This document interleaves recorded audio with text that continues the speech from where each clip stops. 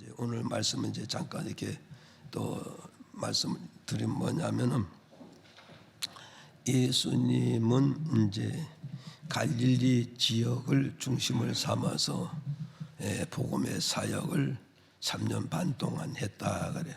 갈릴리 지역을 주 무대로 삼아서 복음의 사역을 감당하다가 성경에 기록된 예언의 말씀, 성경에 기록된 하나님의 말씀을 성취하기 위해서 어디로 가야 되는가? 하나님의 예언의 말씀, 기록된 말씀이 성취한다는 것은 죄인들이 구원받을 수 있는 구원의 길을 열어주기 위하는 거예요. 그래서 죄인들이 구원받는 구원의 길을 열어주기 위해서는 예수님이 어디로 가야 되느냐? 갈릴리 지역에서 예루살렘으로 올라가야 돼요. 그래서 예수님께서 3년 반 동안 갈릴리 지역에서 복음을 사역하시고 죄인들이 구원받는 구원의 길을 열어주시기 위해서 예수님이 제자들을 데리시고 예루살렘 벳바게에 이르더라. 벳바게에 이르셨어요. 벳바게에 이르셔가지고 이 벳바게라는 건 감난산 기슭이거든요. 그래서 벳바게 거기에 이르러서 12제자 중에서 2명의 제자에게 주님께서 지명해서 너희는 맞은편에 가면은 어미 나귀와 새끼 나귀가 있으니 어미 나귀와 새끼 나귀를 풀어서 내게 끌고 오너라 그래. 끌고 오너라. 만약에 어미 새끼 풀고 나귀 새끼 풀 때 주인이 나타나서 왜 내 것을 푸느냐고 물거든 주님이 쓰신다고 말하면 될 것이니라. 그 말씀을 주셨어요. 지명받은 2 제자는 예수님이 시킨 대로 건너 마을에 가서 보니까 어미 나귀와 나귀 새끼가 매여 있는 것을 보고 어미 나귀도 풀고 새끼 나귀를 풀어서 예수께 끌고 왔어요. 예수께 끌고 와가지고 제자들이 자기들이 입고 있는 그 옷을 벗어서 나귀 이에 깔아드렸더라. 이거는 안장을 말해줬다는 거예요. 안장을 해드리고 그리고 자기 입고 있는 옷을 어디다가요? 예수님이 예루살렘 성전에 입성하는 그 길에다가 이렇게 깔아드렸다. 이 깔아드렸다의 말은 오늘 말하면 현대 왕들이 궁전에 들어가는데 흙을 밟지 않고 들어갈 수 있게끔 현대 말하면 카페트를 쭉 깔아드렸다의 말이요. 깔아드렸고 제자들 옷을 벌어 깔아드렸지만 예루살렘의 성전 안에 있는 주의 백성들도 자기 겉옷을 다 빨아가지고 벗어서 그 길을 다 깔아드리고 그리고 예수님께서 어린 나귀 새끼를 타시고 예루살렘 성으로 입성해 들어가시니까 예루살렘 성 안에 있는 하나님의 백성들이 손에 먹어서 종려가지를 손에 들고서 흔들어가면서 호산나여 찬송하리로다. 주의 이름 모신 이를 우리가 환영하고 영접하고 찬송하고 영광 돌리겠습니다. 그러면서 예루살렘에 입성하신 예수님을 영접하게 되어졌다. 그래서 예수님은 이 땅에 오셔서 3년 반 동안 복음을 전했지만 3년 반 동안에 복음 전하면서 한 번도 환영받아 본 적이 없어요. 그런데 3년 반 동안의 고난 중에서 복음 전하다가 딱 한 번 환영받은 게 바로 뭐냐? 오늘 종료주의를 통하여서 예수님은 딱 한 번 환영을 받게 되어졌다는 사실을 오늘 저도 알고 여러분도 아시기를 바랍니다. 그래서 오늘 이 내용을 가지고 말씀의 제목을 환영받으시는 예수님, 환영받으시는 예수님이라는 이런 제목을 가지고 이제 몇 가지 또 이렇게 말씀을 나눠서 전할 때 이 말씀을 들어서 우리 모두 다 은혜를 받으시고 예수님은 예루살렘에 입성할 때 성 안에 있는 주의 백성들이 예루살렘의 구원을 이루어 오신 예수님을 환영하듯이 저와 여러분 강림하시는 예수, 재림하시는 예수를 준비하고 예비했다가 재림하시고 강림하시는 그 예수를 바라볼 때 우리는 환영하면서 재림의 예수, 강림의 예수를 영접하고 맞이하고 그와 함께 하나님 나라에 입성하는 그런 역사가 있기를 주님의 이름으로 축복을 드립니다. 자, 여기서 우리는 알아야 되느냐? 환영받으시는 이유를 우리가 아세요. 예루살렘의 성으로 입성하시는 예수님이 성 안에 있는 주의 백성을 통하여서 환영받는 이유가 무엇이냐? 그 이유가 뭐냐 했을 때 첫째로 보니까 마태복음 21장 7절에 읽어볼까 시작. 나귀와 나귀 새끼를 끌고 와서 자기들의 겉옷을 그 위에 얹음에 예수께서 그 위에 타시니. 자, 이게 이제 무슨 말씀이냐면 예수님이 한영받는 이유가 뭐냐 했을 때에 한영받는 이유를 알았어요. 예수님이 한영받는 이유가 뭐냐 했을 때 첫째는 뭐냐, 선지자 이름으로서 예루살렘 성으로 입성하기 때문에 예수님은 하나님으로부터 한영을 받게 되어졌다. 이걸 우리에게 지금 가르쳐주고 있는 거요. 믿어 좀 아멘. 예, 그것을 우리는 알아야 된다고 지금. 그러니까 보세요. 예루살렘에 어린 나귀를 타시고 성전에 입성하시는 분이 어떤 분이냐? 어린 나귀를 타시고 입성한 이유는 뭐냐? 누구의 이름으로 입성했어요? 선지자의 이름으로 입성하기 때문에. 이해가시죠? 선지자 이름으로 예루살렘의 성전에 입성하기 때문에 예수님은 예루살렘 성의 안에 있는 백성들을 통하여서 한영을 받게 되어졌다. 이걸 우리에게 가르쳐주고 있단 말이에요. 그럼 이 말을 바꾸면 뭐냐? 이제 우리는 누구를 기다리고 있어요? 재림의 예수, 강림의 예수를 우리는 기다리고 있단 말이에요.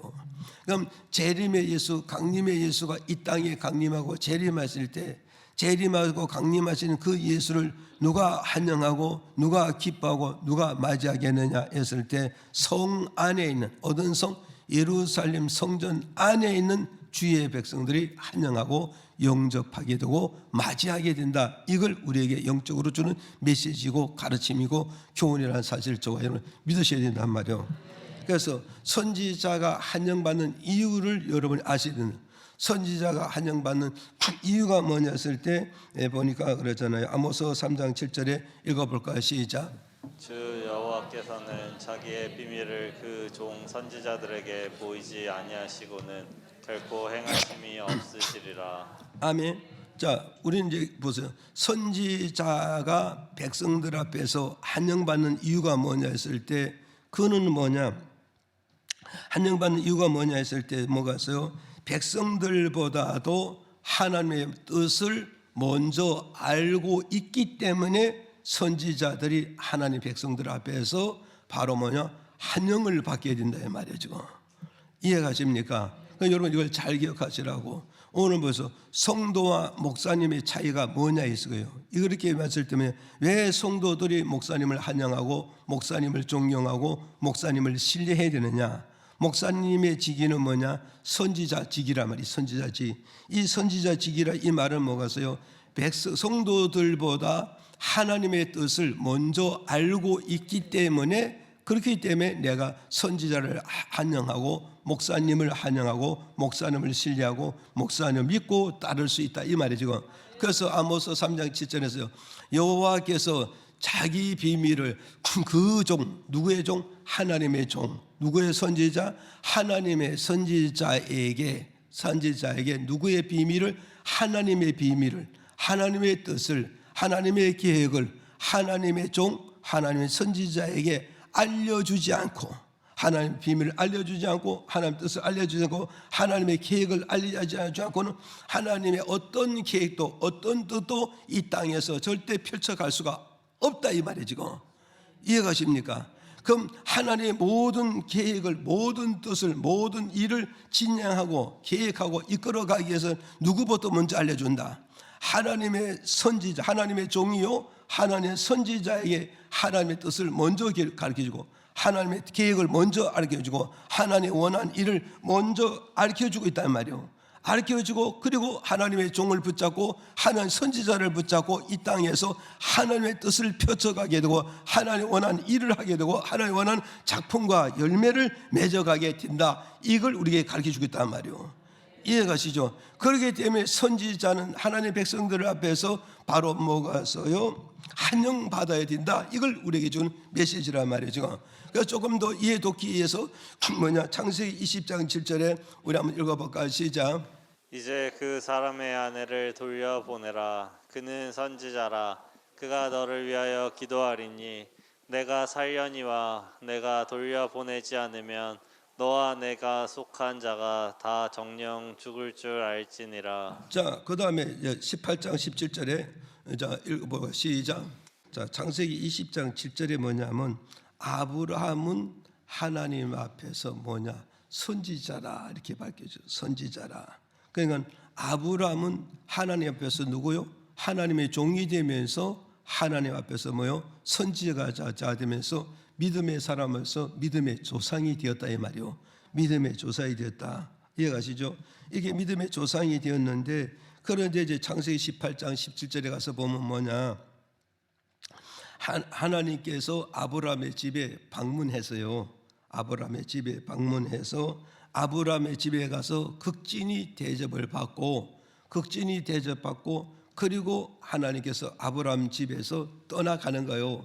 떠나갈 때 아브라함이 하나님의 사자가 갈 때 그를 전송했다, 배웅했다 이 말이죠. 전송하고 배웅할 때 그때 이제 18절에 이제 하나님이 말씀하는 거 아브라함에게 여호와께서 가르쳐 나의 하려는 것을 아브라함에게 숨기겠느냐 이 말은 뭐냐면 하나님이 하시고자 하는 이 땅에 하나님께서 이 땅을 통해서 하나님이 하시고자 하는 모든 계획을 모든 비밀을 모든 일을 아브라함에게 숨기겠느냐. 나의 종이요 나의 벗이요 나의 선지자된 아브라함에게 하나님의 계획성 하나님의 비밀 하나님의 일을 숨기겠느냐. 절대 숨길 수가 없다는 거죠. 그러니까 하나님의 모든 비밀을 누구에게? 하나님의 종 하나님의 선지자 아브라함에게 알려주겠다 이 말이에요. 그 알려주겠다는 게 바로 뭐냐? 창세기 18장 뭐에서 20절에서 21절에 가서 보니까 21절에 가니까는 아브라함에게 가르쳐준 그 하나님의 비밀이 뭐냐면 여기서 나오잖아요. 시작. 여호와께서 또 가라사대 소돔과 고모라에 대한 부르짖음이 크고 그 죄악이 심히 중하니. 자 21절에 시작. 내가 이제 내려가서 그 모든 행한 것이 과연 내게 들린 부르짖음과 같은지 그렇지 않은지 내가 보고 알려 하노라. 아멘. 자 이게 뭐냐면 이제 하나님께서 아브라함에게 하나님의 비밀을 숨기지 않고 아브라함에게 가르쳐준 이유는 뭐냐? 아브라함은 하나님 앞에 뭐요? 하나님의 종이면서 하나님 앞에 뭐요? 선지자라는 거예요. 선지자이기 때문에 하나님께서 아브라함에게 내가 하고자 하는 모든 계획을 숨길 수가 있겠느냐? 숨길 수 없다. 그게 뭐냐? 아브라함의 집에서 나온 하나님이 이제 어디로 간다고? 소돔과 고모라 땅에 하나님이 방문하겠다는 거예요. 시찰하겠다는 거예요. 그들의 아우성치는 그 소리 그대로 내가 소돔과 고모라 땅에 방문하고 시찰해서 정말 그들 가운데서 뭐냐? 정말 죄가 가득 차 있는가? 정말 악이 가득 차고 불의가 가득 찬다면은 내가 어떻게 한다? 이 소돔과 고모라 땅을 완전히 멸망시키겠다는 이 하나님의 계획과 하나님의 비밀과 하나님 현재와 미래 진행하는 모든 일을 누구에게 가르쳐 줬다는 거예요? 선지자 아브라함에게 가르쳐 줬다. 그러면 선지자 아브라함은 어땠어요? 하나님을 통하여서 하나님의 계시를 받고 비밀을 받고 하나님의 계획을 받고 하나님 진행한 일감을 알았다 몰랐다? 알았다 이 말이에요. 그래서 왜 예루살렘의 성도가 선지자 이름으로 들어온 예수를 환영해야 되는가? 그 예수는 선지자 이름으로 입성했단 말이에요. 선지자 직분으로 입성했다. 그 선지자는 결국 뭐냐? 하나님의 모든 계획과 모든 비밀과 하나님의 모든 진행한 일을 알고 입성하기 때문에 우리는 그분을 환영하겠다 이 말이에요.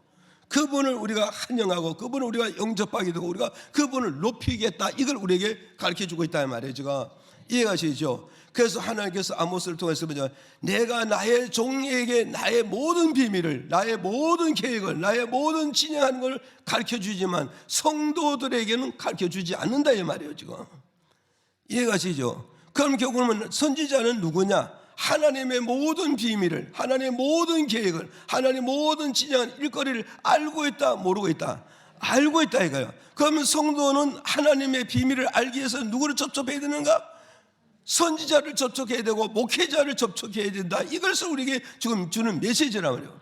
그러니까 성전에 있는 주의 백성들이 목회자를 접촉함으로써 하나님의 계획성을, 하나님의 비밀성을, 하나님 현재와 미래에 일하는 일의 진행성을 목회자를, 선지자를 통해서 알기 때문에 나는 그분을 존경할 뿐이고 그분을 환영할 거고 그분을 높일 수밖에 없다. 이걸 우리에게 주는 첫 번째 메시지란 말이에요. 무슨 말 이해가시죠? 이걸 여러분이 기억하시고, 그 다음에 두 번째 뭐냐? 선지자가 환영받는 이유가 뭐냐? 두 번째 뭐냐? 창세기 20장 7절에 시작. 이제 그 사람의 아내를 돌려보내라. 그는 선지자라. 그가 너를 위하여 기도하리니 내가 살려니와 내가 돌려보내지 않으면 너와 내게 속한 자가 다 정령 죽을 줄 알지니라. 자, 그 다음에 창세기 19장 29절에 19장 29절 시작. 하나님이 들의 성들을 멸하실 때 곧 롯에 거하는 성을 엎으실 때에 아브라함을 생각하사 롯을 그 엎으시는 중에서 내어 보내셨더라. 자, 그 다음 19장 15절에서 17절까지 또 다시 읽어봐요. 이거 잘 기억하시고 읽어야 돼. 시작. 동틀 때 천사가 롯을 재촉하여 가로되 일어나 여기 있는 내 아내와 두 딸을 이끌라. 이 성의 죄악 중에 함께 멸망할까 하노라. 그러나 롯이 지체하매 그 사람들이 롯의 손과 그 아내의 손과 두 딸의 손을 잡아 인도하여 성 밖에 두니 여호와께서 그에게 인자를 더하심이었더라. 그 사람들이 그들을 밖으로 이끌어낸 후에 이르되 도망하여 생명을 보존하라. 돌아보거나 들에 머무르거나 하지 말고 산으로 도망하여 멸망함을 면하라. 자, 여러분이 잘 기억하라고. 두 번째 선지자가 환영받아야 할 이유가 뭐냐면, 선지자는 뭐겠어요? 백성들을 위해서 중보 기도를 담당해 주는 사람이라고. 그러니까 여러분 잘 생각해요. 나를 위해서 중보 기도해 주는 자가 누구냐? 선지자가 되는 목회자가 나를 위해서 중보 기도해 주는 사람이다. 이걸 우리에게 말하는 거죠. 그래서 선지자는 결국 뭐냐? 선지자는 하나님의 백성들이 잘 되라고 중보 기도해 주기 때문에 하나님의 백성들 앞에서 선지자가 먹어서 환영받게 되고 높임받게 되고 존경받게 된다. 이걸 우리에게 가르쳐 주고 있잖아요. 그래서 이제 원리체로 들어갑니다. 이 창세기 20장 7절이면서 아브라함은 먹었어요. 아브라함은 먹었어요. 선지자라 그러잖아. 선지자 봤어요. 이제 그 사람의 아내를 돌려보라. 그는 선지자니라 그랬잖아. 선지자. 그러니까 이거 누구를 가르치는 말씀이냐면 아브라함을 가르쳐서 하나님께서 선지자라는 거예요. 그래서 이방인의 왕이 아브라함의 아내 사라를 먹어서 잡았을 때 이방인 왕에게 하나님께서 꿈에 나타나서 하시는 말씀이 너에게 들어온 이 여인은 누구의 아내인지 아냐? 아브라함의 아내다. 아브라함은 내게 어떤 사람인지 아냐? 선지자, 나의 선지자가 되니라. 그러면 네가 만약에 선지자 아내를 내보내지 아니하면 내가 너를 그냥 두지 아니하리라. 그래서 이방인의 왕이 사라를 자기 궁전에 불러들여 놓고 꿈에 하나님의 지시를 받고 계시를 받아서 깜짝 놀래가지고 사라를 아브라함에게 다시 돌려보냈단 말이에요. 그래서 여기서 내용 그런 흐름인데, 여기서 여러분이 기억하시는 아브라함은 뭐요? 하나님 앞에 선지자였다. 그렇게 말씀했잖아요. 선지자였는데 이 아브라함은 선지자이기 때문에 소돔과 고모라 땅을 멸망시킨다 안 시킨다? 멸망시킨다는 걸 아브라함은 하나님의 선지자이기 때문에 하나님의 계획과 하나님의 비밀과 하나님 진행하는 일감을 알고 있었단 말이에요. 그 알고 있었는데 그러면 아브라함은 어떠냐? 소돔 땅에 누가 있느냐 이거죠. 소돔 땅에 누가 있느냐? 나의 조카 누구요? 롯의 일가족이 소돔 땅에 지금 살고 있단 말이에요. 살고 있으니까 그러면 이 롯을 위해서 멸망받고 재앙받고 저주받아 죽게끔 내버려 둘 수는 없다 이거죠. 내버려 둘 수는 없다. 거기에 되면 아브라함은 뭐가 있어요? 혈육관계에서는 혈육관에서 큰아버지와 조카 이런 관계가 되지만, 그렇지만 이게 교회를 들어왔을 때는 뭐냐? 목회자와 성도의 관계란 말이에요. 선지자와 성도의 관계란 말이에요. 그러니까는 뭐 됐어요? 정말 롯이 아브라함의 양이고 성도인데 이 롯이 소돔과 고모라 땅에서 죄악 때문에 함께 멸망받고 함께 죽고 함께 저주를 받게 된다면 있을 수가 없잖아요. 그래서 아브라함이 어때서 하나님께 조카 롯을 위해서 성도를 해서 중보 기도해 주는 거예요. 그 중보 기도가 무슨 기도가 뭐냐? 성경이 구체적인 내용을 볼 때 어떠냐? 하나님, 소돔과 고모라 땅에 죄악으로 해서 멸망시킬 때에 나의 중보 기도를 들으시고 나의 양이 되고 나의 조카 되고 나의 일가가 되는 롯의 일가족을 소돔과 고모라 땅에서 구원해 주셔야 됩니다. 소돔과 고모라 땅의 백성과 함께 멸망시키고 함께 저주받고 함께 죽임을 당하면 안 되니까 이걸 구원해 달라고 중보 기도를 했어요. 중보를 기도를 했더니 어때요? 19장 29절에 그러잖아요.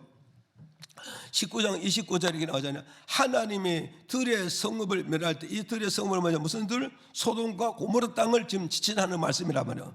소돔과 고모라 땅.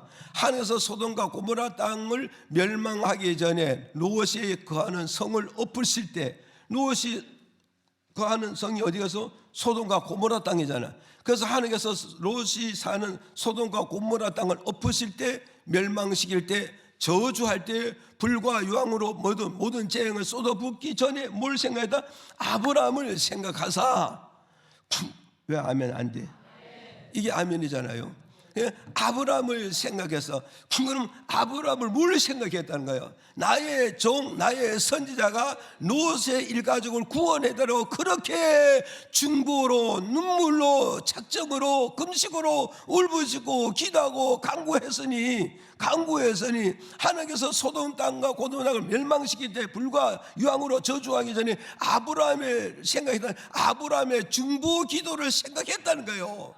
아브라함의 중보 기도를 생각했기 때문에 어떠겠어요? 엎으신 중에서 내가 보내셨다. 이 말은 뭐겠어요? 내가 보내던 19장 15절 17절에 보세요. 아브라함의 중보 기도를 생각해서 하나님께서 동틀 때에 천사가 롯을 제치고 가로되 일어나 여기 있는 내 아내와 두 딸을 이끌어 이 성의 죄악 중에 함께 멸망받지 말으라. 함께 저주받지 말으라. 소돔과 고모라 백성은 죄 때문에 함께 죽어서는 안 되는 거다. 왜 네가 멸망받지 말아야 되고 네가 죽어서는 안 되고 네가 왜 저주를 받지 않느냐? 너의 목자가 되는 아브라함이 밤낮으로 금식하고 밤낮으로 작정하고 날마다 기도하는 그 눈물의 기도를 내가 받아노라. 내가 기억하노라. 내가 생각하노라. 그러므로서 너 일가족을 어디에서 소돔과 고모라 땅에서 멸망시키지 않겠다 이 말이에요. 지금 멸망시키지 않겠다. 이해가십니까? 그래서 멸망시키지 않. 그래서 그 다음에 16절에 가서 뭐 갔어요? 16절에 갔어요. 그 롯이 보세요. 그러나 롯이 지체하며 소돔성에서 빨리 나와야 되는데, 속히 나와야 되는데, 그 피 나와야 되는데, 이들은 이 임박성을 지금 모르고 거기서 주체하고 있으니까 경우가 됐어요. 하나님의 사자 천군 천사가 뭐 됐어요? 아브라함과 아내와 두 딸의 손을 잡아서 안 잡아서 손을 잡고 먹어서 성 밖으로 이끌어 가잖아요. 성 밖으로 이끌어 간단 말이에요. 이끌어 가서 17절에 가서 뭐라 그러냐? 10절에서 그 사람들이 왜요? 그 사람들이 그 사람 누구를 가르쳐? 천사가 말한다. 천사들이 그들을 어디요? 이끌어내매 어디요? 롯의 일가족 소돔과 고모라 땅에서 천사들이 그들 손을 잡고 이끌어내 가지고 어땠어요? 안전한 곳에 와서 어디냐? 너희들은 이제부터 소돔과 고모라 땅에서 화를 받지 않고 저주받지 않고 죽임을 당하지 않기 위해서 저 산으로 도망을 가야 네가 멸망을 면하리라 이 말이에요. 이해가십니까? 그래서 왜 산으로 도망가야 되느냐? 이 산이라는 말은 뭐겠어요? 여러분 아다시 아브람도 어디서 제단을 쌓았어요? 모리아 제단에서 쌓고 또 엘리야도 갈멜 제단을 쌓았잖아요. 솔로몬은 가서 기브안 산에 가서 제단을 쌓는다. 그래서 구약의 모든 흐름이 뭐냐? 교회를 계속 주장하는 거는 교회는 어디서 시작하냐? 산에서부터 여호와의 제단을 쌓기 시작했단 말이에요. 그래서 너희는 지금 산으로 도망가라 이 말은 뭐죠? 현대를 말하면 교회 안으로 도망가야 거기가 피난처가 되고 거기가 보호처가 되고 거기에 하나님의 재앙이 쏟아지지 않으므로 마지막 그날에 너희들이 구원을 얻게 되고 영생을 얻게 되고 들림받는 역사가 오리라. 이걸 우리에게 주는 메시지란 말이죠. 믿어집니까? 이걸 우리가 지금 알고 가야 된단 말이에요. 그러니까 오늘 저와 여러분을 먹어서요, 마지막에 우리의 도피처는 어딘가? 우리 마지막 도피처는 뭐냐? 하나님의 영역 속에 드러나는 것이 이게 마지막에 우리의 도피처가 되고 하나님의 저주와 죽음과 재앙을 받지 않는 곳이 바로 뭐냐? 하나님의 영역 안에 들어가야 우리가 보호받을 수 있다는 것을 이걸 우리에게 가르쳐 주단 말이에요. 그래서 롯의 일가족이 정말 죽어야 되고 저주를 받아야 되고 학을 받아야 되는데 저주받지 않고 죽음을 받지 않고 하지 않는 이유가 뭐가서요? 나를 위해서 중보하고 기도하는 자가 있었는데 그 기도해 주는 자가 누구냐? 나의 목자가 되는 아브라함이요, 나의 선지자 되는 아브라함이 나를 위해서 중보하고 기도해 주기 때문에 내가 저주를 받지 않고 내가 죽음을 당하지 않고 내가 멸망당하지 않고 우리 일가족이 구원받을 수 있는 근원지가 선지자의 중보 기도의 힘이었다. 그러게 되면 하나님의 백성들은 왜 선지자를 환영해야 되는가? 찬송해야 되는가? 높여야 되는가? 그는 나를 위해서 중보 기도해 주기 때문에 그 중보의 기도가 결국 나의 실패되자가 패배되자도 낙오자가 되지 않게 만드신다. 이걸 우리에게 가르쳐 주고 있단 말이요. 믿어집니까? 아멘. 그래서 이제 누가복음 22장 31절에서 32절에 한번 읽어볼까요? 시작. 시몬아 시몬아 보라 사단이 밀가부르듯 하려고 너희를 청구하였으나 그러나 내가 너를 위하여 내 믿음이 떨어지지 않기를 기도하였노니 너는 돌이킨 후에 내 형제를 굳게 하라. 자 보세요. 여기서 우리가 무슨 선지자 되신 예수님이라고 했잖아요, 그죠? 아까 본문에 선지자 되신 예수님도 누구를 해서 중보 기도했다고요? 시몬 베드로를 해서 중보 기도했단 말이에요. 그런데 여기서 잘 보세요. 시몬아 시몬아 보라 사탄이가 밀가부듯 하려고 너를 날마다 너를 청구한다는 거예요. 이게 청구요? 청구 청자 정말 청자잖아요. 구할 구자. 그러니까 이 사탄은 이 마귀는 끊임없이 베드로를 밀가부듯이 키를 가서 키질한다 이 말이에요. 키질한다 이 말은 뭐겠어요? 성도들의 신앙생활과 삶의 생활에 환난과 고난과 괴로움을 말한단 말이에요. 그래 여러분 보세요. 곡식 안에 뭐겠어요? 키 안에 곡식을 넣고 쭉쟁이 넣고 키질을 하면 이 계속 시달림을 말한다 이 말이에요. 그러니까 이 마귀는 베드로를 끊임없이 시달리는 이유가 뭐겠나? 고통당하고 괴로움을 당하고 눈물을 흘리고 방황하게 만든 이유가 뭐냐? 내 편에 돌아오라 이 말이요. 내 편에 돌아와라. 내 편에 돌아와. 내 이치에 서고 나와 함께하고 나와 손잡고 나와 함께 가자고. 누구 편 되지 말고 하나님의 편이 되지 말라. 구원의 편이 되지 말고 진리의 편이 되지 말고 교회의 편이 되지 말고 누구 편이야? 마귀의 편이 되고 사탄의 편이 되고 귀신의 편이 되어 달라 이거예요 지금. 그런데 이 날마다 이렇게 청구하고 부르고 유혹했지만 결국은 어떻게 갔어요? 이 베드로가 사탄의 편에 넘어가지 않은 이유가 뭐냐? 베드로가 잘나서, 베드로가 똑똑해서, 베드로가 많이 배워서, 베드로가 육체의 힘이 많아서 그게 아니다 이 말이죠. 그 근원지는 뭐냐? 베드로의 뒤에서 누군가 기도한다? 선지자 대신 예수님이 베드로를 위해서 기도하고 있다. 왜 기도해 주는가? 끊임없이 베드로를 청구하고 있는 사탄의 역사를 알기 때문에 예수님은 그를 기도해 주고 있다는 거예요.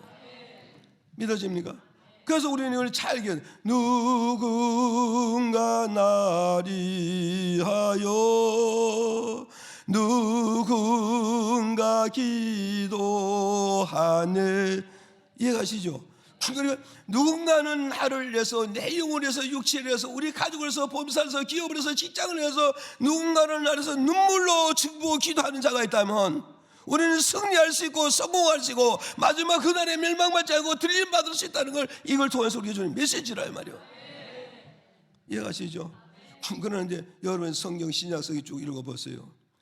가룟 유다를 위해서 주님은 중보 기도 한 번도 안 했습니다.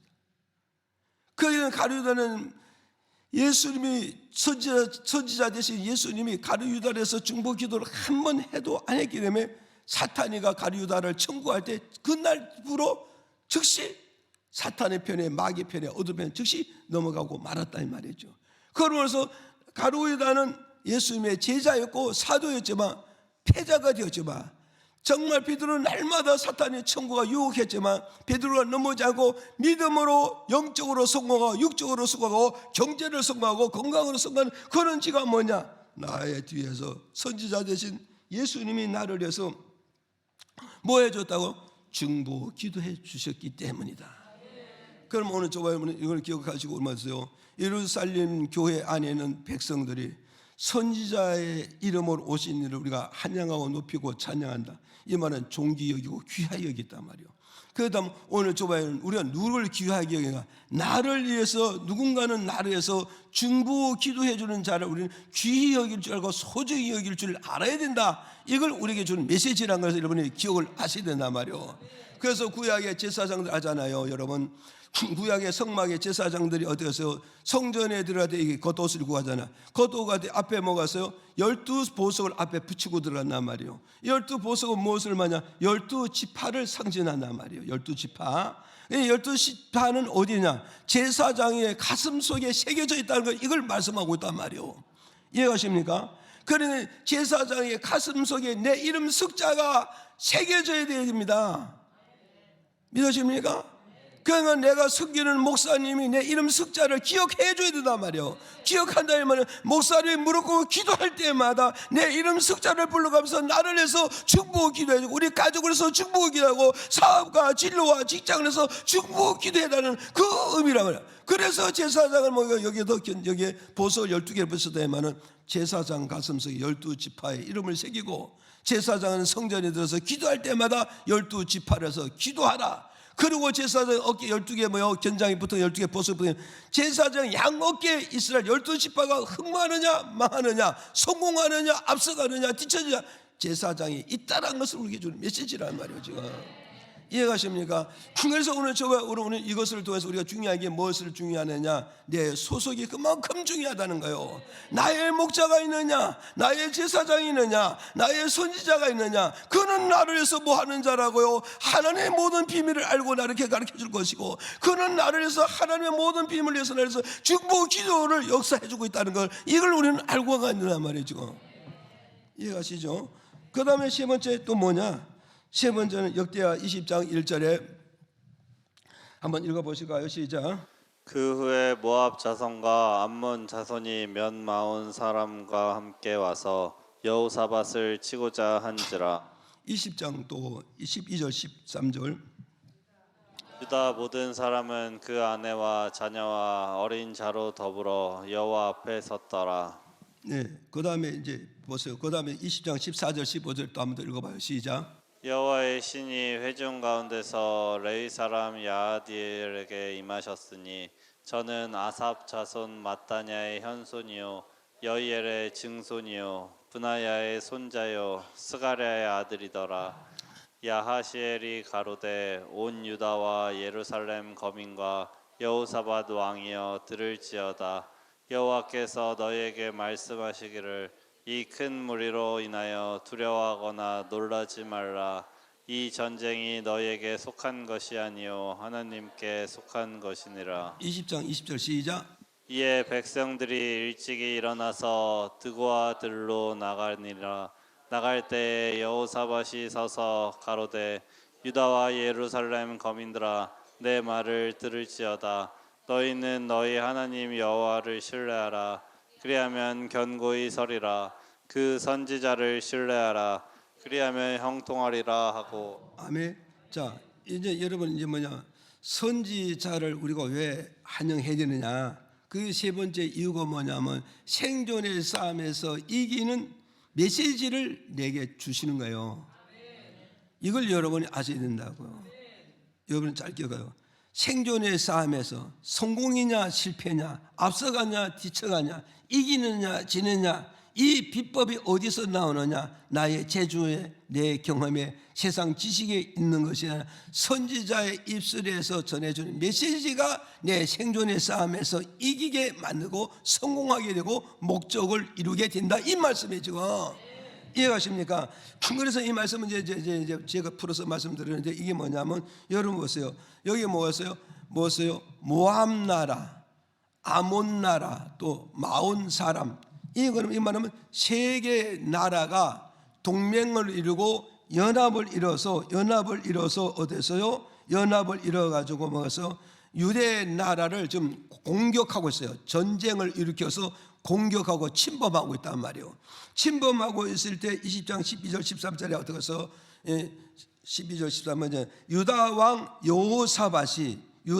여호사밧이 유대 백성 중에서 노인에서부터 어린 아기까지 노인에서부터 젖먹이까지 어디를 다 불러 모으냐? 하나님의 거룩한 성전에 다 불러 모았단 말이에요. 다 불러가지고 뭐요? 노인부터 젖먹이까지 왕까지 합심으로 여호와 하나님께 부르짖어 기도하는 거예요. 무엇을 부르짖어 기도합니까? 부르짖어 기도하는 이유가 뭐냐? 부르짖어 기도하는 것은 뭐냐? 예? 기도하는 이유는 뭐냐 했을 때 뭐라고 그랬어요? 하나님, 우리는 저 세 개의 나라가 동맹과 연합을 이뤄가지고 우리에게 침범하고 전쟁하러 공격하러 오는 저들을 우리는 막을 힘이 없습니다. 능력이 없습니다. 우리는 오직 하나님께 기도할 뿐이고 하나님께 간구할 뿐이고 하나님께 아뢰니 우리가 이제는 주만 바라보겠습니다. 이걸 지금 고백하고 있어요. 주만 바라보겠다 이 말은 뭐냐? 이제는 죽여도 하나님의 뜻대로 죽는 거고 살아도 하나님의 뜻대로 사는 거고 실패해도 하나님의 뜻으로 실패한 줄 알고 성공해도 하나님의 뜻으로 성공한 줄을 믿습니다. 그걸 말씀하고 있어요. 그래서 노인에서부터 젖먹이 이르기까지 왕이 다 성전에 불러봐가지고 열심히 부르짖으면서 우리는 힘 없습니다. 능력이 이런 게 없습니다. 이길 자신도 없고 무기도 없습니다. 오직 이길 수 있는 것은 전능하신 하나님의 도우심 통하여서 하나님의 보살핌 속에서 하나님이 함께 해주면 이 전쟁을 반드시 이겨서 이 생존에서 살아남고 생존에서 승리하고 생존에서 성공할 수 있습니다. 이걸 지금 말씀하고 있는 거예요. 그랬더니 어때서 14절 15절에 가서 뭐라고 그랬어요? 하나님께서 간청의 기도를 들으시고 누구요? 선지자 아하시엘에게 하나님께서 이스라엘 백성의 생존의 싸움을 싸워서 이기는 방법을 하나님께서 어떻게 하세요? 유다 왕에게 준 것이 아니고 유다 왕에게 주신 것이 아니고 유다 백성에게 준 것이 아니고 유다 노인들에게 준 것이 아니라 선지자 누구에서 선지자 아하시엘에게 하나님이 메시지를 준 거예요. 아까 저기 말씀드린 모든 하나님의 비밀과 계획과 목적과 진행은 그 선지자를 통해서 역사하잖아요. 그러니까 왕으로부터 젖먹이까지 올 부르짖고 지져도 그들에게 하나님 응답의 메시지, 말씀의 메시지인 게 아니라 하나님의 종이요 하나님의 선지자인 아하시엘에게 하나님의 메시지를 주셨다 이 말이요. 그 메시지를 주었기 때문에 그 메시지를 누구요? 왕이 알았단 말이요. 그 왕이 알았기 때문에 20장 20절에 가서 뭐라고 말하느냐? 너희 하나님을 신뢰라. 그래야만 너희가 경고에 쓰리라. 뭐요? 너 가정마다 경고에 쓰고 가족에 경고에 쓰고 결국은 나라와 민족과 국가가 경고에 쓰게 될 것이다. 이걸 말씀하고 그 뒤에 뭐요? 왕의 명령입니다. 왕의 백성들의 명령은 뭐냐? 너희들은 뭐요? 하나님의 종이 되고 하나님의 선지자를 너희가 신뢰하라. 아멘. 하나님의 선지자를 먹어서요 믿고 선지자를 신뢰하고 믿더라 이 말이요. 그럼 하나님의 선지자를 신뢰하면 어떻게 되느냐? 너희들이 형통하게 될 것이고 선지자를 신뢰하고 신뢰하면 너희들 잘 되게 될 것이고 너희들 선지자를 신뢰하면 되면 생존의 싸움에서 싸워서 반드시 이기게 될 것이다. 이건 왕이 유다 백성들에게 선지자 말을 절대 믿으라, 절대 신뢰하라, 절대 따르라 이렇게 백성들이 지금 권면해 주고 있는 거예요. 그 권면했어요. 그래서 우리는 여기서 우리 교회 선지자를 신뢰하라의 말은 뭐냐? 선지자가 하나님께서 나를 통해서 주시는 말씀을 얻어서 믿어야 된다 이 백성들은. 믿고 그 말씀을 우리는 얻어서 따라가야 되고 그 말씀을 통해서 우리는 행동해야 된다. 이걸 우리에게 주는 메시지란 말이에요. 자, 그러면 여기서 우리는 기억을 해야 된다고. 하나님께서 선지자를 통해서 이스라엘 백성들에게 생존의 싸움에서 이길 수 있는 어떤 방법을 주시고 어떤 메시지를 주신가 우리 그걸 알아야 돼요. 그게 첫 번째가 바로 뭐냐? 21절에 자, 한번 읽어볼까요? 시작. 백성으로 더불어 인논하고 노래하는 자를 택하여 거룩한 예복을 입히고 군대 앞에서 행하며 여호와를 찬송하여 이르기를 여호와께 감사하세 그 자비하심이 영원하도다 하게 하였더니. 자, 보세요. 이제 하나님의 선지자가 이스라엘 유다 백성들에게 생존의 싸움에서 이길 수 있는 방법론의 메시지 주는데 그게 뭐냐? 첫째는 뭐냐? 유다 백성 중에서 노래 잘하는 자를 모여서 뽑아서 뭘 하라? 찬양대를 만들어라. 찬양대를 세우라 이 말이요. 여러분, 오늘 우리는 무슨 전쟁터에 나가야 되는데 무슨 찬양대를 세우라 이 말이 안 돼요. 그렇지만 우리는 하나님 메시지를 100% 믿으면 그 메시지를 믿고 그대로 행동만 하면 우리는 생존해서 싸워 이겨서 성공할 수 있는 거예요. 그런데 우리는 지금 현실이 일어나는 것과 하늘 주는 메시지를 자꾸 비교하면서 내 마음에 맞지 않고 환경에 맞지 않고 조건에 맞지 않으면 하나님 메시지를 버리기 때문에 우리가 생존 싸움에서 실패하고 나고자가 되고 질 수밖에 없다. 이걸 우리에게 가르쳐주는 거예요. 그래서 여기서 노래 잘하는 자를 세우라 이 말은 뭐냐? 노래 잘하는 자를 세우라 이 말은 뭐가서 에베소 5장 19절에 시와 찬미와 신령한 노래를 하는 자가 노래 잘하는 자라는 거예요. 그러니까 노래 잘하는 자를 뽑아서 찬양대 세우라 말이에요. 신령한 노래를 부르는 자를 노래 잘하는 자로 하나님 우리에게 정리해 준다 이 말이에요. 그래서 여기서 신령이라고 해서 신령의 성령의 역사로 찬양을 부르라 이 말이에요. 성령의 역사로 성령의 감동으로 성령의 내 마음의 이끌림을 받아서 찬양 드려야 돼. 그 찬양이 바로 능력의 찬양이요 권세의 찬양 역사의 찬양이라는 걸 오늘 우리에게 가르쳐주고 있단 말이에요. 믿어지면 아멘 하세요. 그래서 이스라엘 백성 여리고 성에서 하나님의 제사장이 나팔을 불어라 에체리가 백성이 다 나팔을 부르니 이 나팔은 뭐요? 찬양을 의미한단 말이에요. 그래서 다 찬양을 부를 때 그 찬양이 뭐예요? 하나님 앞에서 성령의 감동으로 말씀의 지시로 찬양을 부를 때 거대한 여리고 성이 무너지면서 이스라엘 백성이 나아가는 축복의 길이 활짝 열리는 이 역사가 이루어졌다는 걸 우리가 볼 수 있단 말이에요. 지금 믿어지면 아멘. 두 번째 하나님이 주신 말씀이에요. 두 번째 21절에 보니까 안 먹었어요. 두 번째 뭐냐? 노래 잘하는 자를 성가대를 찬양하고 찬양대를 준비해서 뭐냐? 예복을 입혀야 되느라. 예복을 입혀야 되느라. 이것은 무엇을 말하겠어요? 예복을 입히라의 말은 뭐냐? 일반 성도들과 찬양하는 성도를 구별을 시키라 말이에요. 거룩하게 만들어. 이 거룩이라 말하면 나눠놓으라 이 말이에요. 나눠놓으라. 일반 성도와 노래하는 성도와 나눠놔라, 갈라놓으라, 구별시키라 이 말이에요 지금. 그래서 바로 뭐가서 예복을 입는 것은 저 사람을 하나님께 뭘로 드리는 사람? 찬양을 드리는 사람. 뭘로 먹고 사는 사람? 찬양으로 먹고 사는 사람. 뭘로 성공하는 사람? 찬양을 함으로써 성공하는 인생, 믿음으로 성공하고 인생을 성공하고 경제를 성공하는 사람이 된다 이 말씀을 지금 주는 메시지란 말이에요. 이해하십니까? 그래서 오늘 저와 여러분의 찬양대가 정말 영으로 찬양하는 이 찬양대를 바로 먹었어요. 하나님의 거룩한 옷을 입혀서 구별되게 성별되게 나누노라 이 말이요. 그러니 오늘 찬양대가 얼마나 귀하고 얼마나 존귀하고 찬양대를 붙잡고 하나님 어떻게 크나큰 역사를 하고 있는가 오늘 저와 이번 잘 알아야 되고, 전쟁은 총과 칼로 하는데 총도고 칼로고 찬양 부르는다. 코 안 잡고 뭐요? 코 푸는 이런 현상이 나타나는 거예요. 지금 이걸 말씀해 주고 있습니까? 코도 안 pu고 코 푼다 이면 누워서 떠먹기 아니까 지금 너무 쉬운 일 아닙니까? 전쟁 때 세 개의 나라 동맹을 이뤄서 총과 칼을 들고 탱크를 몰고 오는데 찬양을 부른다? 말해야 돼. 성가 까놓거리는다? 말도 안 돼. 그런데 저들이 뭐요? 얼마나 우스웠어요. 성가 복을 입고 전쟁터에 나온다? 말이 안 돼. 그 다음에 보세요. 세 번째는 뭐가 있어요? 세 번째는 뭐가 있어요? 21절에 보니까 벌써 저들은 뭐였어요? 찬양대를 얻었어요. 보세요. 찬양대를 봤어요. 군대 앞에 진영하며 그랬어요. 예복을 입고 어디로 가라? 군대 앞에 가라, 뒤에 가라. 그러니까 전쟁터에 누가 일진으로 가야 돼요?